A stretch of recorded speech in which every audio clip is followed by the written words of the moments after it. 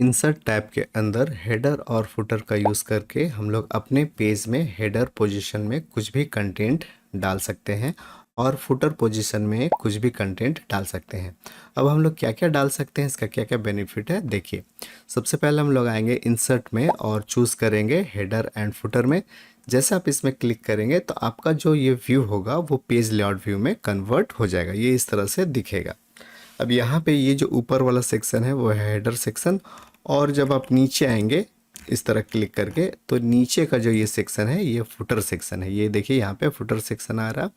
ऊपर में आप देखेंगे तो यहाँ पे जैसे इसमें क्लिक करेंगे यहाँ पे हेडर सेक्शन आया है। हेडर में 3 अलग अलग सेक्शन है, आपका लेफ्ट है, सेंटर है और फिर राइट है। यहाँ पे आप कुछ भी लिखेंगे तो वो कंटेंट आपके सारे पेज में दिखेगा।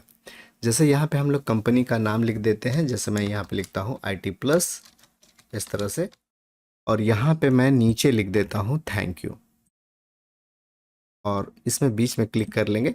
अब ये हेडर में हमने लिखा IT प्लस और नीचे लिखा थैंक यू। इतना करने के बाद आप व्यू मेनू में जाएंगे और यहाँ से नॉर्मल क्लिक कर लेंगे तो आपका जो सीट है ये पहले जैसा नॉर्मल हो जाएगा। अब जब भी इस सीट को प्रिंट किया जाएगा, चाहे पेज नंबर 1 2 3 4 5 कोई भी पेज को जब प्रिंट किया जाएगा तो ऊपर में IT प्लस लिखा हुआ मिलेगा और नीचे थैंक यू लिखा हुआ मिलेगा।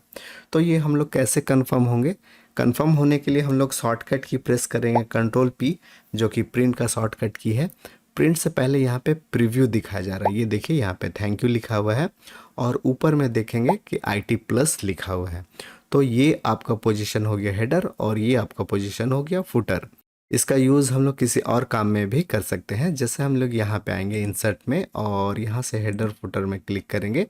यहाँ पे देखिए ये एक सेक्शन है, यहाँ पे हम लोग पेज का नंबरिंग भी ला सकते हैं। जैसे यहाँ पे पेज नंबर है, पेज नंबर में क्लिक करेंगे इस तरह से। अब ये देखिए आपका पेज नंबर आ गया है, यहाँ पे इस तरह से आ जाएगा। और अब हम लोग इसे बाहर क्लिक करके क्लोज़ कर देते हैं और क्लोज़ करने के बाद आप व्यू में आइए और फिर से नॉर्मल में आ जाइए। अब जैसे ही हम लोग Ctrl+P प्रेस करेंगे तो ये देखेंगे कि यहाँ पे पेज नंबर 1 दिख रहा। अभी हमारा जो सीट है इसमें टोटल एक ही पेज है इसलिए 1 दिख रहा। 2-4 और पेज अगर होता, वहाँ पे भी डेटा होता तो वो 2-3-4 इसका नंबरिंग ऑटोमेटिक होता। ये हम लोग करके भी देख सकते हैं। जैसे यहाँ पे पेज नंबर 1 है, इसमें हम लोग कुछ लिख देते हैं और इस तरह से कुछ भी, तो ये पेज नंबर 2 कहलाएगा।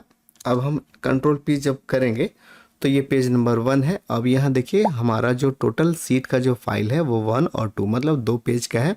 इससे नेक्स्ट क्लिक करेंगे तो यहाँ पे पेज नंबर 2 दिखेगा जिसमें मैंने अभी ये सारी चीज़ें लिखी हैं। एक्सेल की ये वीडियो आपके काम की लगी हो तो प्लीज़ लाइक करना मत भूलिएगा। अब बैक आएंगे तो यहाँ पे हम लोग पेज नंबर कर लिए हैं। साथ ही साथ यहाँ पे हम लोग जब इंसर्ट में आएंगे और फिर हेडर और फुटर में आएंगे तो और भी कई चीज़ें हैं। जैसे हम लोग यहाँ पे करेंट डेट ला सकते हैं, टाइम भी ला सकते हैं। जब भी हम लोग ज़रूरत पड़े कि अभी आपका सिस्टम का जो करेंट डेट है, टाइम है, तो वो यहाँ से ला सकते हैं। इस तरह हम लोग कोई फ़ाइल का पाथ वगैरह भी दे सकते हैं। जैसे ये फ़ाइल हमारा कहाँ सेव है या फिर कहाँ बन रहा, तो फाइल का पाथ भी यहाँ पे हम लोग दे सकते हैं। यहाँ पे नीचे आते हैं, नीचे वाले में, और फिर इसमें क्लिक करते हैं और फिर यहाँ पे आ जाते हैं हेडर एंड फुटर में और यहाँ से हम लोग करते हैं फाइल पाथ, इसमें क्लिक करेंगे। अब ये देखिए फाइल पाथ आ गया है। अब बीच में कहीं क्लिक कर देंगे और फिर से हम लोग यहाँ पे व्यू में आते हैं, नॉर्मल में आ जाते हैं। ये पहले जैसा नॉर्मल हो जाएगा, ये देखिए। अब जब हम लोग Ctrl+P करेंगे तो यहाँ पे आपको IT प्लस दिखेगा, यहाँ पे पेज नंबर दिखेगा, यहाँ पे थैंक यू दिखेगा और एक बहुत ही इम्पॉर्टेंट आपका जो फाइल पाथ है वो यहाँ पे दिखेगा। इससे ये पता चलता है कि ये जो फाइल है एक्सेल का वो कहाँ सेव हुआ था। एक्सेल ई ड्राइव में Excel 98 header and footer and IT plus folder के अंदर है। ये इस तरह का पाथ है। इससे ये पता चलता है कि जब भी इस फाइल को प्रिंट किया जाएगा तो बाद में इसी फाइल का ज़रूरत हो तो इस लोकेशन में जाके हम लोग ढूंढ सकते हैं। उम्मीद है कि ये वीडियो आपको पसंद आया होगा।